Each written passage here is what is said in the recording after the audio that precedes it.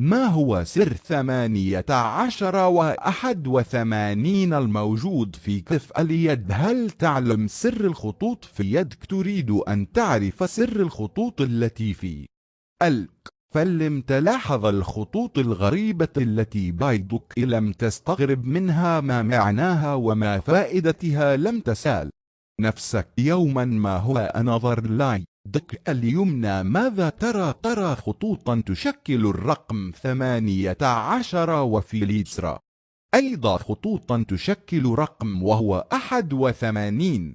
والآن مع الرقم 18 زائد 81 99 من 99 حتى وهي عدد أسماء الله الحسنى. والآن أطرح الرقم 81 ناقص 18 63 من 63 حتى وهي عمر نبي الرحمة محمد صلى الله عليه وسلم. المعنى أن هذه الأرقام المكتوبة على يديك تعني عدد أسماء الله. ربي أسألك حسن الخاتمة وحسن الممات، وأن تقبض روحنا على شهادة لا إله إلا الله محمد رسول الله. اللهم أمين. اشتركوا بالقناة ولا ياكل الفيديو لك.